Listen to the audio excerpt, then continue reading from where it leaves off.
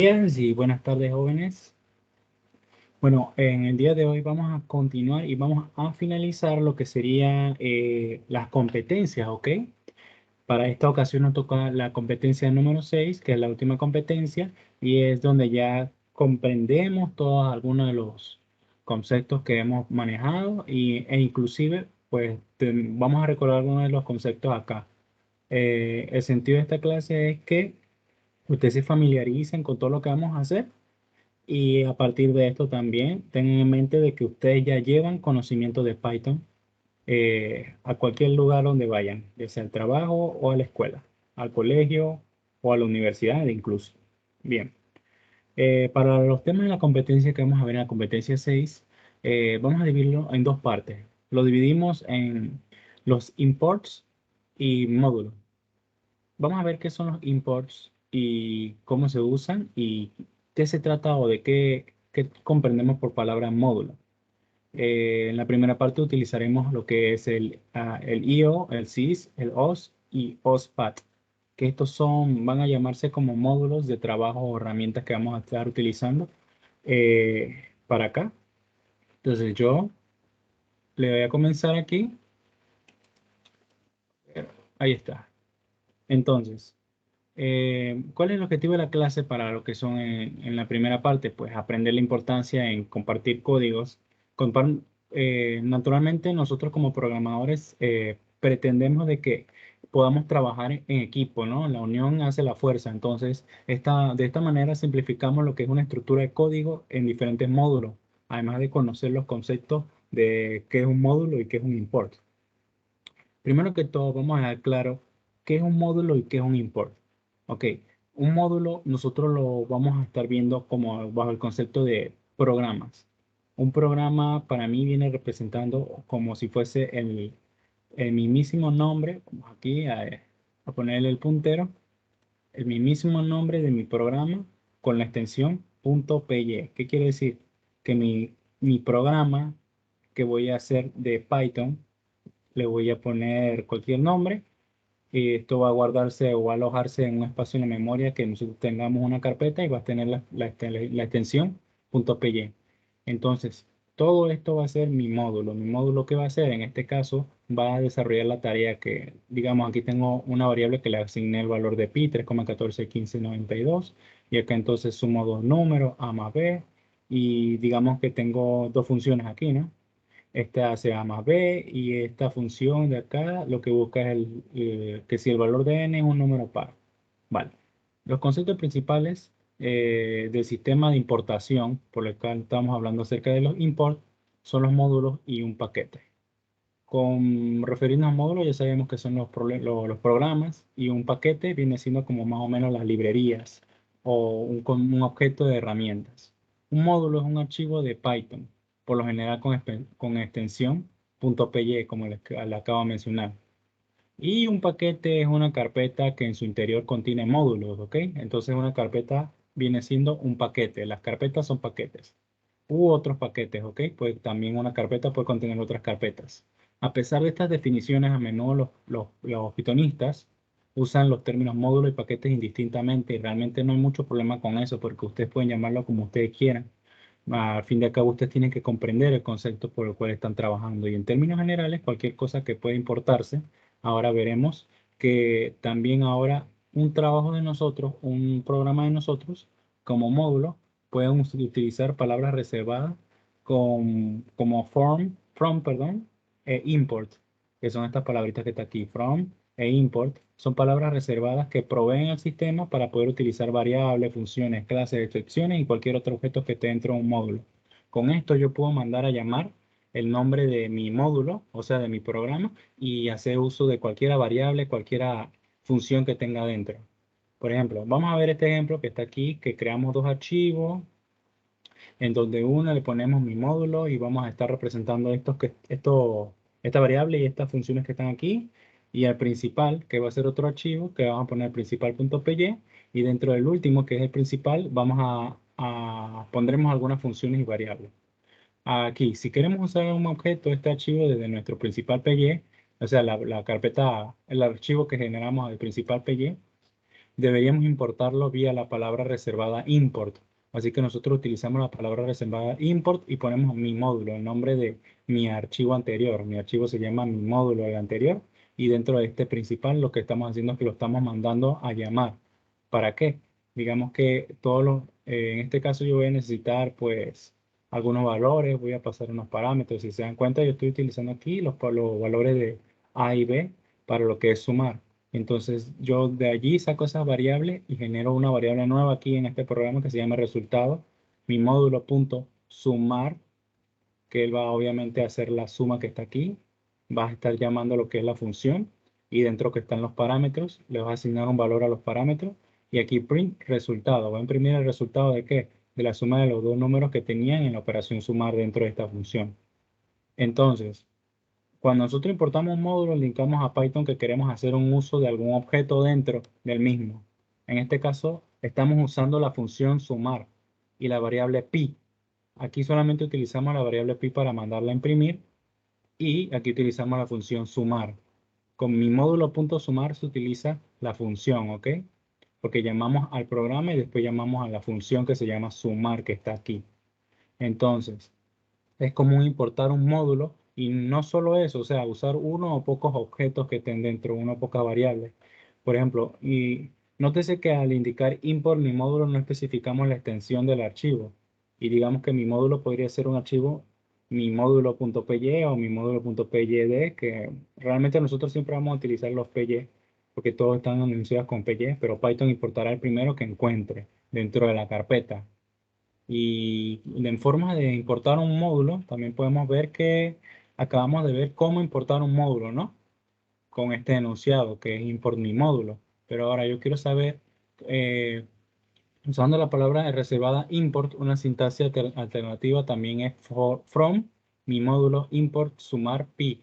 Aquí entonces le estamos pasando el valor de pi y le estamos pasando todo lo que tenga la función sumar con el import, ¿verdad? From qué?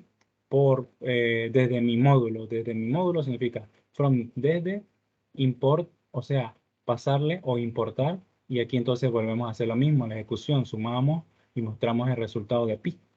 Y al usar from o forma, que es from, import, le indicamos a Python específicamente cuáles objetos queremos importar de mi módulo en particular, ¿ok? Luego ustedes van a revisar si quieren un pedazo de la documentación o pueden revisar también cualquier tipo de información y se va a dar cuenta que va a ser el mismo enunciado para lo que son los imports. Y por esta razón no es necesario ni es posible usar un prefijo mi módulo punto con este método porque, por ejemplo, luego los objetos importados se incorporan a nuestro archivo como cualquier otro objeto definido dentro de él. Esa es otra palabra clave que tenemos que tener en mente, que es saber qué es un objeto. Un objeto va a funcionar como un cúmulo de tareas o directamente yo lo puedo declarar como mi función. Mi función en este caso va a trabajar como un objeto y el objeto, como cualquier otro objeto en la vida real, eh, tiene alguna función o alguna tarea. En este caso, objeto sumar va a sumar los dos números. ¿Ok? Es importante saber que no hay diferencia de rendimiento entre método y el anterior porque import, cuando usamos la sintaxis import mi módulo, simplemente le indicamos a Python que en algún momento haremos uso de algún objeto. Con declarar import mi módulo, quiere decir que con eso podemos utilizar cualquiera de los métodos, cualquiera de las funciones que estemos dentro, pero nosotros debemos indicarle al programa qué es lo que vamos a utilizar. Depende de lo que esté importando, ¿ok? En la mayoría de los casos es indiferente y podemos elegir la sintaxis que nos resulte más cómoda. Ahora vamos a ver el uso de, estos se llaman librerías externas o archivos externos. Por ejemplo, tenemos lo que es el uso de IO. El módulo IO proporciona las principales instalaciones de Python para tratar con varios tipos de ES. ES son entradas y salidas. Hay tres tipos principales de entradas y salidas que son las entradas y salidas de texto, las entradas y salidas binarias y las entradas y salidas sin procesar. Independientemente de su categoría, cada objeto de flujo concreto también tendrá varias capacidades que puede ser de solo lectura, solo escritura o solo lectura-escritura.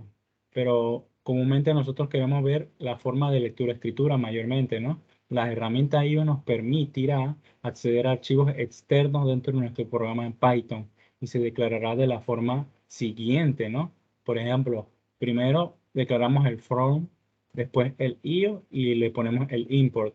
Una palabra reservada que es útil para lo que son los IO y los tipos de archivos externos es open, porque open ¿qué hace? Abre. Y si le estamos importando lo que sería el objeto IO, pues open IO, IO es de in out, él va a necesitar que tú le mandes, digamos, open para abrir cualquier archivo. Y una palabra open nos permitirá abrir un archivo externo, ¿ok? Eso es lo que siempre va a ser open. Luego de esto declaramos una variable de esta manera.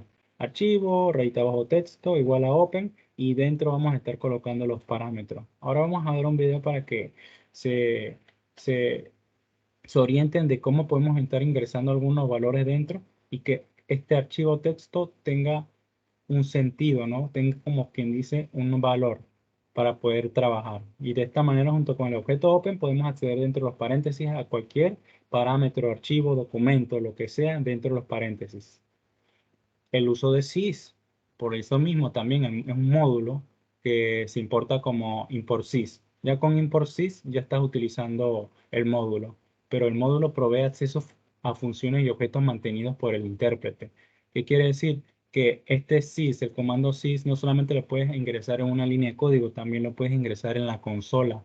Y sys.exit, perdón, lo que hace es que permite terminar la ejecución de un programa, un script, lo que sea. Lo pones al final de todo esto y lo que hace es que te va a devolver un valor que se va a considerar como bien un valor retornable.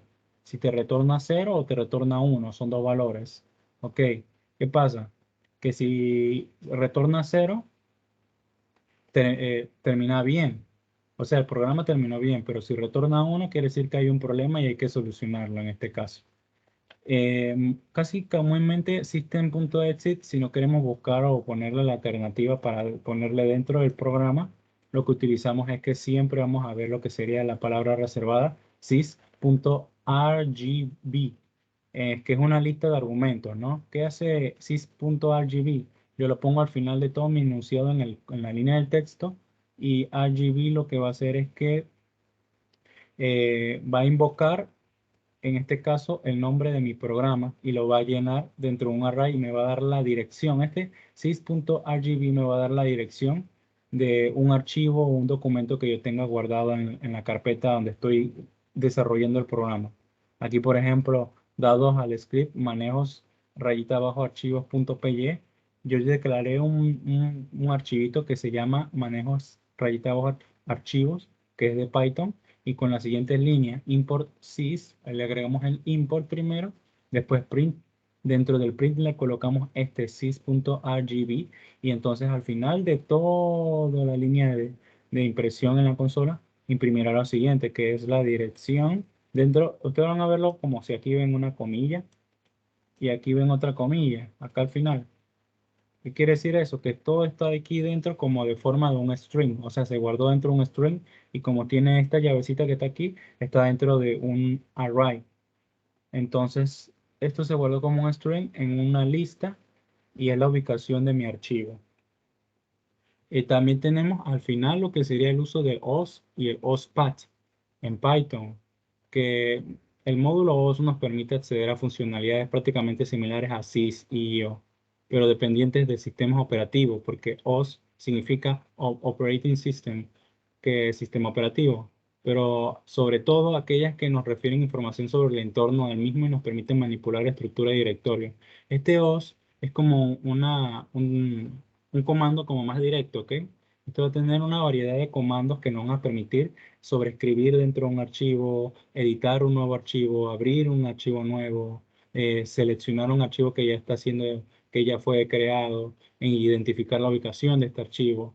Entonces, más que nada, el entorno del mismo nos permite manipular la estructura de directorios para leer y escribir en archivos, como se lo acabo de decir, y se que le declara de igual forma como los demás import. Se coloca un import os y el otro, que es igualito a este, que es os.path, es lo mismo, import os.path. Y debajo puedes colocar estos comandos que van a estar ejecutando todas las tareas que tienen aquí al lado simultáneamente. El módulo os nos provee de varios métodos para trabajar de forma portable con las funcionalidades del sistema operativo, que veremos a continuación en los métodos más destacados de este módulo. Aquí vemos otros comandos más para os, que esta parte sería la de ospath, y nos permite acceder a ciertas funcionalidades de igual manera como el host con los nombres y rutas de archivos y directorios. Entre ellas más destacadas se describe en la siguiente tabla, ¿ok? Esta tabla la vamos a estar visualizando y vamos a realizar también inclusive algunas investigaciones para saber que si no hay más comandos, pero de todas maneras, los comandos más sencillos, los más simplificados, los vamos a ver en el video que viene a continuación, ¿ok? Vamos acá, vamos a darle aquí un momento, tener, y nos vamos para acá. Sí, vámonos para acá. Y bien, pues lo primero que debemos hacer es importar ese módulo IO que hemos estado viendo en la biblioteca de Python. Entonces ya sabemos cuál es la directiva, from IO import, y vamos a, de momento, importar el único método que vamos a necesitar, que es el método open, para poder abrir un archivo externo. Y una vez que hemos hecho esto, pues vamos a ver cómo crear un archivo externo en el que almacenaremos pues una frase, ¿no? Ese archivo externo lo voy a llamar, por ejemplo, archivo-texto, y vamos a decir que es igual a open, abrimos, y este método open nos va a pedir dos argumentos. Uno de ellos es el nombre del archivo que queremos abrir, y otro, el segundo argumento, es el modo en el que lo vamos a abrir. Un archivo lo podemos abrir en modo lectura. Si queremos leer solamente la información que hay almacenada en él, lo podemos abrir en modo escritura. Si vamos a agregar información en ese archivo, que es lo que queremos nosotros en este caso, también lo podemos abrir en modo append para agregar información a un archivo que ya existe y que ya tiene información en su interior. De momento a nosotros el que nos interesa es el modo escritura.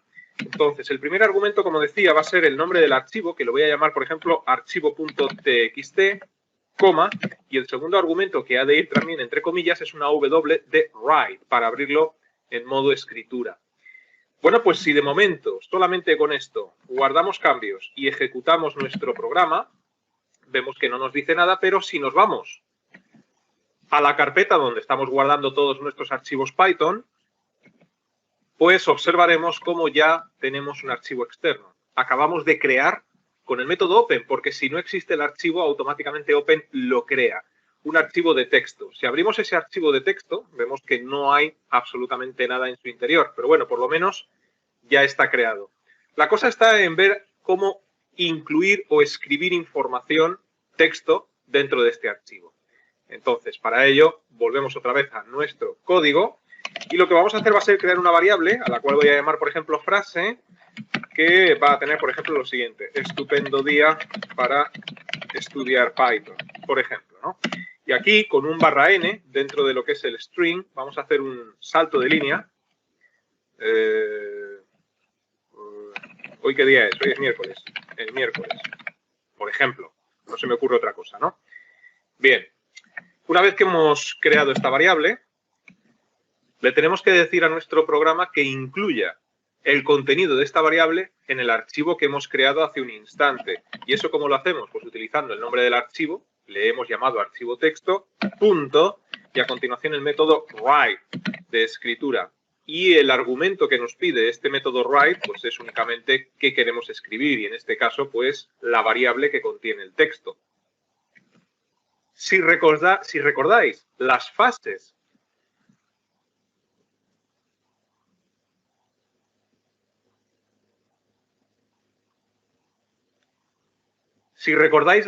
en la manipulación de un archivo externo que hemos visto al comienzo de este vídeo, pues una era la creación, ya lo hemos hecho, otra es la apertura. Son dos instrucciones en una, creación y apertura con el método open, también está hecho. A continuación, manipulación, una vez que el archivo está abierto, lo acabamos de hacer con el método write. Y la última fase era la fase de cierre. Después de haber manipulado ese archivo y haber incluido en él la información, hay que cerrarlo. Y eso lo conseguimos con el método close. Bien, pues una vez que hemos hecho todo esto, guardamos cambios, ejecutamos nuestro programa. Sublime, en este caso, no nos dice nada. Pero si vamos a la carpeta donde tenemos guardado nuestro archivo y lo abrimos, pues comprobamos que efectivamente pues ya sí que tiene la información. Bien, pues hemos conseguido crear un archivo, abrirlo utilizando el método open, manipularlo, escribiendo información en él, la información que tengo almacenada en una variable, de mi programa de Python y por último cerrar ese archivo. Cuando hablamos de cerrar no hacemos referencia a cerrar el archivo desde Windows, por supuesto, por si hay alguien que le confunde, sino cerrar el archivo que hemos abierto en memoria desde nuestro programa Python. Y bien, una vez que hemos completado todo este proceso, vamos a ver ahora cómo abrir un archivo no en modo escritura, write, sino en modo lectura, read. Bueno, pues sería muy sencillo. Vamos a ignorar estas 3 líneas de código, nos sirve la primera, y lo único que habría que modificar es el segundo argumento del método open, cambiando la W de write por una R de read. Con esto le decimos que vamos a abrir este archivo que ya existe en modo lectura. Y para leer la información que hay en ese archivo podemos crear una variable a la cual voy a llamar, por ejemplo, texto. Y dentro de esa variable, pues, almacenamos lo que se lee del archivo texto, es decir, archivo texto.read. Lo conseguimos utilizando el método read. Bueno, es muy sencillo. Le estamos diciendo que lea lo que hay dentro de ese archivo y lo almacene en esa variable. Una vez que hemos hecho esto, como ya hemos terminado de manipular ese archivo, pues lo podemos cerrar utilizando el nombre del archivo y el método close. Y ahora, si queremos, si se nos antoja, como toda esa información, a pesar de que el archivo ya ha sido cerrado, la tenemos almacenada en la variable texto, pues podemos imprimir esa información, print texto. Si guardamos cambios y ejecutamos, vemos como efectivamente Python, Sublime, nos muestra la información que hay almacenada en el archivo externo de texto, archivo.txt. A la hora de leer la información que hay almacenada dentro de un archivo, utilizamos el método read, pero también hay otro método que nos puede ser bastante útil, que es el método readLines. Este método readLines lo que hace, como su nombre indica, es leer la información que hay almacenada en el archivo línea a línea y almacenar esa información en una lista. Y eso pues nos va a permitir tanto realizar acciones de búsqueda de una forma más sencilla como de manipulación de la información que hay almacenada en ese archivo. Si lo tengo en una lista, como ya hemos visto en este curso cómo manejar listas, disponemos de un montón de herramientas para acceder y manipular esa información. ¿Cómo sería? Bueno, pues es muy sencillo. Vamos a dejar solamente la primera línea, que es idéntica porque lo voy a abrir en modo lectura, y ahora voy a crear una variable a la cual llamo, por ejemplo, líneas-texto, y aquí decimos que esto es igual a archivo texto.readLines. Bien, pues lo que hace automáticamente este método, como decía, es guardar la información dentro de una lista que corresponderá a líneas de texto. Hemos convertido esta variable, líneas de texto, en una lista manipulable. Como ya tenemos la información guardada, pues lo que hacemos es cerrar el archivo utilizando el método close. Y ahora, si nosotros le decimos que nos imprima líneas texto, descubriremos cómo efectivamente, guardando cambios y ejecutando, se trata de una lista. Fijaros en los corchetes de apertura y de cierre, y lo que hace es almacenar dentro de esa lista cada línea de texto. Es decir, cada línea de texto corresponde a un elemento de lista. Fijaos que en este caso el /n, que nosotros hemos incluido, pues lo trata como si fuese un texto más, ¿no? Nos lo incluye. Nuestro archivo es muy sencillo, solamente tiene 2 líneas. Pero bueno, imaginaos que tuviese más líneas y quisiéramos acceder a cada una de esas líneas. ¿Cómo lo haríamos? Por ejemplo, ¿cómo accedemos solamente a la primera línea? Bien, pues a la hora de imprimir, como se trata de una lista y ya sabemos cómo manejarlas, si nosotros le indicamos que queremos acceder al elemento con índice 0 de esa lista, guardamos cambios, ejecutamos, pues estamos accediendo solamente al primer elemento. Y si a partir de aquí pues cambiáis el índice, pues iréis accediendo a las diferentes líneas de texto que se encuentran en ese archivo. Y a partir de aquí podéis jugar con bucles for, como ya hemos hecho anteriormente en el curso, para recorrer todos los elementos de una lista uno a uno o, combinándolo con condicionales, buscar un elemento en concreto. Bien, ya hemos visto cómo abrir un archivo en modo escritura con write, modo lectura con read. Vamos a ver cómo abrir un archivo para agregar información. Recordamos que ese archivo pues tiene de momento 2 líneas de texto. Vamos a agregar una tercera línea de texto. ¿Cómo lo haríamos? Prescindimos de las últimas líneas, dejamos la primera Y lo único que debemos hacer es pasarle al método open como segundo argumento una A de append. Bien, esto lo que hace es abrir el archivo en modo extensión o añadir, agregar o como lo queramos llamar. Y ahora lo único que hay que hacer es utilizar este archivo junto con el método write para escribir la nueva línea. Lo primero que voy a hacer va a ser incluir un salto de línea para que esta línea no la escriba a continuación de la segunda, sino que sea una tercera línea.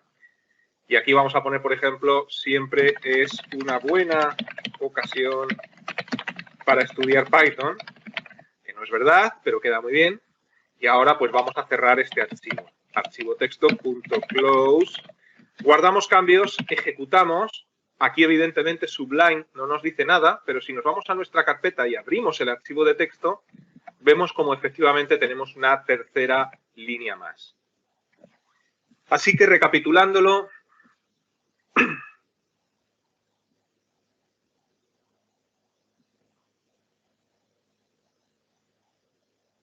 recapitulando todo lo que hemos visto, ya sabemos cómo crear un archivo, cómo abrirlo, cómo leer la información que hay en él, cómo escribir información, cómo añadir información. Bueno, vamos a dejar este vídeo en el punto en el que nos encontramos y os digo lo de siempre. Os invito a que permanezcáis atentos a la próxima entrega. Hasta entonces, que os vaya bien. Os decía, hoy vamos a ver la librería sys de la biblioteca estándar de Python. Para ello, primero vamos a entrar en el intérprete interactivo. Lo primero que vamos a hacer es importar la librería. Y el primer método que vamos a ver de la librería es exit, que esto, como veis, me ha sacado del intérprete interactivo de Python. Realmente es muy similar que si escribiéramos exit sin más. Pero debéis saber que es más recomendable usar sysexit que exit. Si comprobáis la documentación oficial, veréis que esto es debido a que sysexit permite el manejo de excepciones. A sysexit se le puede pasar un argumento. Lo más habitual es indicar un número entero. Y esto se usa para indicar que, por ejemplo, si ponemos 0, el programa ha finalizado correctamente, sin que se haya producido ningún error. Si es un valor distinto de 0, sea cual sea, se entiende que hubo algún error. Lo más habitual es 0 para indicar que ha terminado correctamente y 1 o -1 para indicar que no. Además, también podemos indicar un texto, por ejemplo, error en la ejecución. Ese texto se mostrará justo antes de finalizar el programa. Además, si indicamos algún texto, se entiende que hubo algún error. El siguiente método que vamos a ver es realmente un atributo y se llama executable. Esto, como veis, nos devuelve la ruta completa del ejecutable de Python. Debéis saber que dentro de un ordenador podríamos tener instalado, por ejemplo, la versión 2 de Python o cualquiera de la versión 3 de Python. Entonces, desde dentro de un programa podríamos tener acceso al archivo que ha ejecutado ese programa, lo cual en determinadas circunstancias puede ser muy útil. Y por último, lo que vamos a ver y que quizá no sea más útil es el atributo sysargv. Esto, como veis, en este caso nos devuelve una lista vacía. Esto es porque en este atributo se guardan los parámetros que le pasamos al ejecutar un programa. Así que para ver realmente cómo funciona, tenemos que hacer un programa. Para entender la utilidad de este atributo, vamos a hacer este programa. Importamos la librería e imprimimos el atributo. Guardo y ejecuto. Si lo ejecuto sin más, vemos que nos devuelve una lista con solo un elemento, que es el nombre del archivo del programa. Pero es que si ejecuto el programa, pongo espacio y pongo hola, ¿qué tal?, por ejemplo, vemos que nos devuelve una lista en la que el primer elemento es el nombre del archivo del programa y acto seguido son los argumentos que le he pasado al programa. Esto nos va a permitir modificar el comportamiento de un programa dependiendo de los argumentos que le pasemos al ejecutarlo. Pero para entenderlo mejor, vamos a ver el siguiente ejemplo de programa. Fijaos, primero y como no, importamos la librería. Creamos una función que recibirá dos números y devuelve la suma. A continuación, y como recordaréis de cuando dimos la clase de importar funciones, ponemos un if de que si name es main, es decir, si el programa lo estamos ejecutando directamente, que ejecute este bloque de código. Esto, como recordaréis, lo hacemos para poder reutilizar el código de este programa en otros programas, de tal forma que si importamos esta función, no se ejecute este código. Esto de hecho os recomiendo que lo pongáis siempre en todos los programas que hagáis, ¿vale?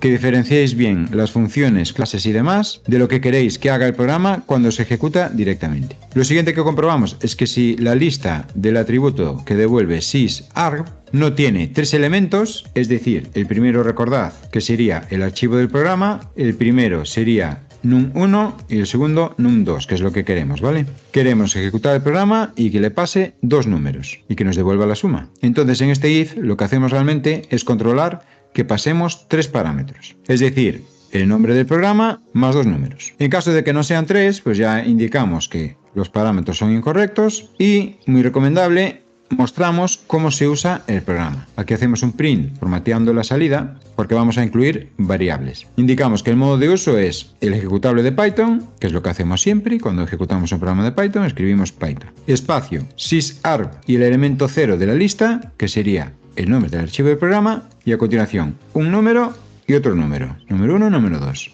Y por si esto no queda claro, pues imprimimos también un ejemplo, que sería lo mismo que aquí, y un ejemplo de números 4 y 8, por ejemplo. Y a continuación hacemos un sysexit para que se salga del programa ya en este punto, que no continúe. Y entre paréntesis indicamos 1 porque realmente hubo un error. El usuario no introdujo los parámetros que correspondían. En caso de que sí que haya 3 parámetros, entraría por el else, y lo primero que hacemos es guardar el primer argumento del número como un entero. Tenemos que tener claro que, al igual que cuando introducimos datos con un input, el resultado va a ser siempre un string. Entonces, aunque introduzcamos números, van a ser string. Entonces necesitamos pasarlo a un formato numérico, en este caso entero. ¿Por qué? Porque después vamos a sumarlos. Necesitamos hacer operaciones aritméticas con ellos. Entonces lo metemos en un try. Guardamos en la variable n1 el entero del primer argumento pasado. En caso de que se produzca un error del valor, value error, pues ya hacemos un print en el que indicamos que el primer parámetro no es un número y salimos indicando error. Es decir, si el primer parámetro, por ejemplo,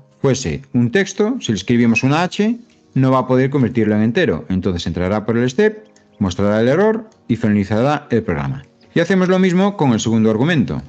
Exactamente lo mismo. Si llegamos a este punto, es que todo esto anterior estaba correcto. Así que mostramos un print formateando la salida porque vamos a mostrar variables y le indicamos que la suma de la variable n1 y n2 es el resultado de la función suma n1 n2, que como recordaréis nos devuelve la suma. Y acto seguido un sysexit 0, porque aquí ha estado todo correcto. Vamos a ejecutarlo a ver cómo funciona. Vamos a probar primero a ejecutarlo sin pasarle ningún parámetro y vemos que efectivamente nos dice error, parámetros incorrectos y el modo de uso. El modo de uso, que sería el ejecutable de Python, el nombre del archivo, el primer argumento y el segundo. Y un ejemplo.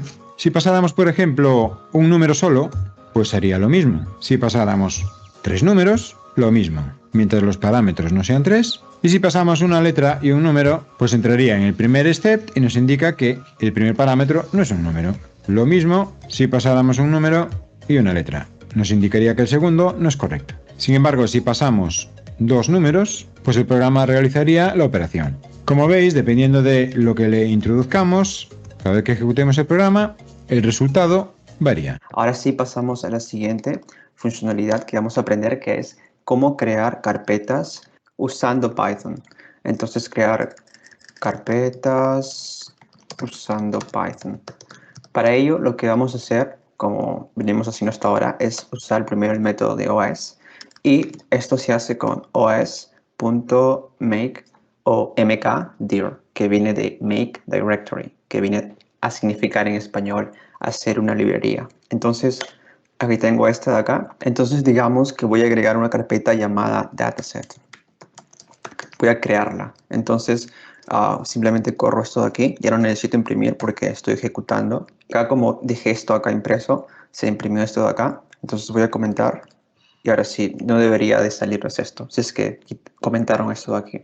Entonces, con esto, simplemente lo que esto ha hecho es crear una carpeta llamada dataset. Entonces, voy a ver acá y efectivamente tengo una carpeta llamada dataset dentro de mis carpetas aquí.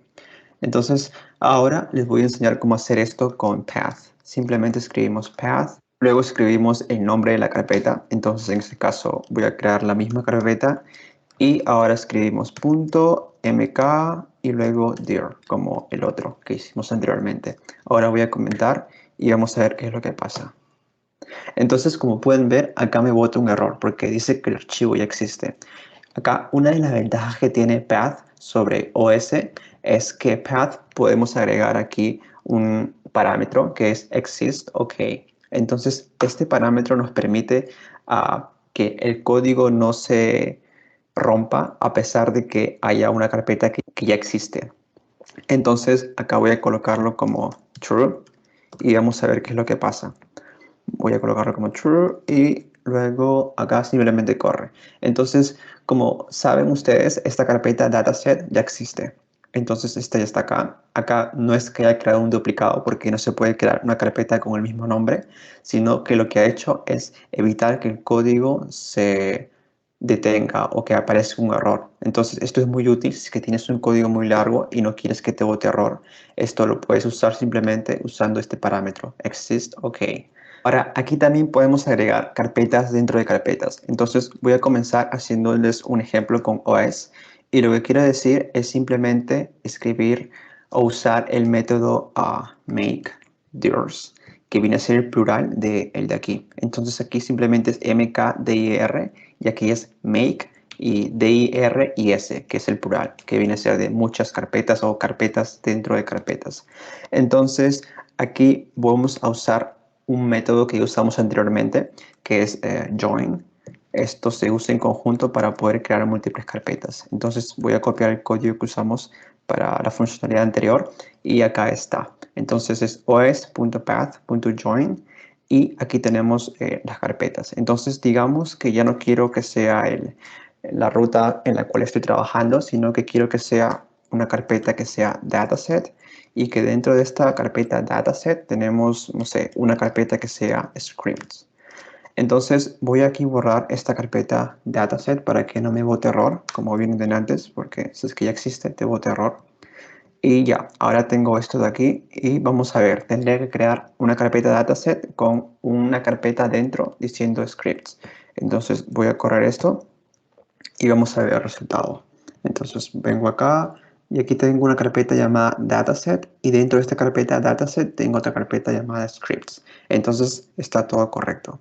Ahora vamos a ver cómo hacer esto usando Path. Entonces voy a usar como guía este código de acá que usé anteriormente, que es PurePath, y vamos a usar otra vez join. En este caso vamos a copiar el código de acá, o mejor dicho el texto de acá, que es dataset script. Entonces acá tengo esto de aquí y lo pego. Y básicamente lo que vamos a hacer acá es lo mismo, solo que aquí necesitamos especificar la ruta de trabajo actual. Entonces agregué esto de aquí a lo anterior que es dataset y scripts y lo uní con join path. Acá para poder crear vamos a usar otra vez mkdir, el que es en singular, solamente que ya no necesitamos usar el plural. Entonces es mkdir y con esto deberíamos de poder ser capaces de crear. Entonces, en este caso, para crear voy a hacer dataset2 y script2 porque, como pueden recordar, no voy a poder crear archivos con el mismo nombre. Entonces, esto de acá lo comento y esto lo voy a correr. A ver lo que sucede. Y aquí me aparece un error diciendo que no está el directorio o que no existe. Y esto me ocurrió porque no agregué el parámetro parents, que indica algo así como crear subcarpetas. Entonces, si es que agregamos este atributo, o mejor dicho, parámetro parents, y le colocamos true, esto significa que vamos a poder crear subcarpetas. O sea que dataset2 es una carpeta y que script2 es una carpeta dentro de esta carpeta. Entonces ahora vamos a correr para ver qué es lo que sucede. Corro esto y me parece que todo está correcto y voy a comprobar si es que aquí aparece esto. Entonces acá tengo el anterior y acá tengo dataset2 y dentro de dataset2 tengo una carpeta diciendo script2. Entonces esto indica que todo ha sido creado correctamente. Ahora, la quinta funcionalidad que vamos a ver es de cómo renombrar o cambiarle el nombre a nuestros archivos o carpetas. Entonces, para hacer esto, vamos a usar OS otra vez y vamos a escribir os.rename, que quiere decir renombrar o cambiar el nombre. Luego colocamos la carpeta que queremos de cambiar el nombre, que en este caso voy a usar esta carpeta dataset que creamos anteriormente. Y luego voy a colocar el nombre que queremos para esta carpeta. Entonces digamos que este dataset va a ser llamada ahora solamente data. Entonces voy a renombrar y ahora voy a correr esto de aquí y vamos a ver si es que realmente renombró. Y ahora veo que mi carpeta es data. Entonces ha renombrado correctamente. Ahora para poder hacer esto con path vamos a definir dos variables. La primera variable va a ser el path actual. Entonces escribo acá path actual que va a ser igual a path y dentro de aquí va a estar dataset que sería mi path actual o la ruta actual. Y la siguiente va a ser, acá voy a duplicar, y va a ser el path objetivo o el path para renombrar. Entonces acá voy a colocar como data y ahora simplemente para poder renombrar esto vamos a usar path y luego dentro de esto vamos a usar o vamos a reusar estos nombres de variables. Entonces primero el path actual y luego el path objetivo. Y con esto vamos a poder cambiar de nombre. Pero acá voy a colocar dataset2 y data2 porque ya tengo esta carpeta dataset. Entonces acá voy a comentar esto y ahora sí vamos a probar qué sale. Y aquí antes de ver los resultados se me olvidó de colocar el nombre del método que es rename otra vez. Entonces, para poder cambiar de nombre con path, simplemente escribimos path.rename y luego el path actual y el path objetivo. Ahora sí voy a correr nuevamente porque lo de antes no funcionó. Entonces, ahora sí está todo correcto y vamos a ver los resultados. Entonces, acá veo que tengo una carpeta llamada data2 y dentro de esta carpeta, bueno, está el script que creamos anteriormente. Pero sí, se renombró la carpeta de dataset2 a data2. Entonces está todo correcto. Ahora, con esto podemos hacer un ejemplo práctico porque creo que muchos de ustedes van a querer cambiar el nombre de muchos archivos. Entonces, para ello he creado, para hacerles un ejemplo, he creado dos archivos CSV. El primero se llama tutorial-1 y el otro tutorial-2.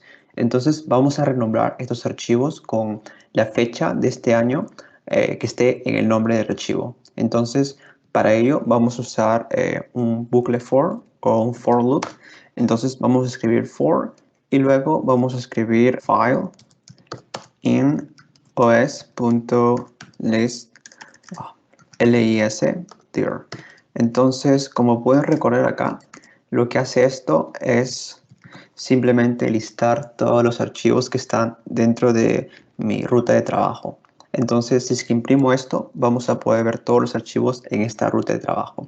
Pero aquí lo que yo quiero simplemente es filtrar los archivos que sean CSV, porque como les expliqué anteriormente, solamente quiero renombrar archivos CSV. Entonces, digamos que a esto voy a agregarle un método que se llama endWith y aquí le agrego CSV. Luego de esto, vamos a hacer un condicional if. Si pasa esto, entonces sigue la condición acá. Entonces, hasta ahora tenemos todos los archivos listados en esta ruta y luego si es que el archivo termina en CSV, vamos a ejecutar una nueva tarea. Entonces, lo que vamos a hacer ahora es escribir file, rename, y ahora vamos a usar lo que usamos en OS. Entonces sería el nombre del archivo y luego el que queremos. Entonces acá voy a colocar primero el nombre del archivo que quiero cambiar, que es file. Y aquí, por cierto, no es file, sino es OS o OS. Entonces estoy usando os.rename o renombrar. Y acá primero es el nombre del archivo que quiero cambiar. Entonces file. Y acá la estructura del nuevo nombre. Entonces voy a colocar otra vez file. Pero acá voy a usar voy a agregarle algo más. Digamos que voy a agregarle acá la fecha 2021. Entonces, digamos que quiero que sea 2021 guión abajo y el nombre de archivo. Esto viene a ser un F string o una cadena de textos F que lo que hace es simplemente concatenar, pero con otro estilo, digamos. Entonces, aquí tengo 2021, acá tengo el nombre de archivo y lo que voy a hacer o lo que va a pasar es que estos nombres de archivos va a tener 2021 guión abajo más el nombre que ya tiene actualmente. Entonces voy a correr esto, pero primero voy a comentar lo que tenía acá arriba y vamos a ver lo que sucede. Entonces corro esto de aquí y vamos a ver los resultados. Entonces, como ven, acá estos archivos ya no se llaman tutorial solamente, sino que tenemos el año adelante del nombre del archivo. Entonces tenemos el año y un guión abajo que también lo agregamos acá. Ahora vamos a continuar con la siguiente funcionalidad, que viene a ser la de comprobar si existe una ruta o una carpeta. Entonces este sería el texto y ahora vamos a usar simplemente os path y luego .exists. Entonces acá voy a escribir, digamos que quiero comprobar si es que existe la carpeta data. Entonces escribo data, acá comento y ahora vamos a comprobar si es que esta carpeta existe. Entonces voy a imprimir y acá me va a salir un valor de true o false, verdadero o falso, y vamos a ver lo que sucede. Entonces acá me bota true, que quiere decir verdadero. Y esto pasa porque tengo una carpeta llamada data aquí. Aquí tengo una carpeta llamada data y por eso me aparece como verdadero. Entonces ahora vamos a probar qué es lo que sucede si usamos el otro que es path. Entonces para ello voy a colocar, digamos, un nombre o una variable llamada archivo y aquí voy a definir un path llamado data. Entonces para comprobar si es que esto existe dentro de este directorio, simplemente hacemos archivo.exists y vamos a ver si es que esto realmente existe. Entonces voy a imprimir esto, voy a comentarlo de acá y vamos a comprobar con el método de path. Entonces acá me aparece true y ahora vamos a comprobar si es que, no sé, una carpeta data 8 existe. Y ahora me sale false, que quiere decir que no es cierto porque no tenemos esta carpeta en el directorio en el cual estoy trabajando. Ahora la última funcionalidad. Bien, ya con esta parte entonces comprendemos que muchos de estos import tienen demasiadas herramientas, son bastantes, pero hay algunas que son más importantes que otras, las más esenciales, ¿ok? Son las que ya hemos visto en el video y son las que ya incluso en el documento PPT están declarados. Pero entonces, mediante ese video que he suministrado, nosotros vamos a revisar lo que sería el taller práctico, ¿verdad? Así que vamos a trabajar en manos a la obra aquí, en el taller. Importante también que puedan investigar. Bien.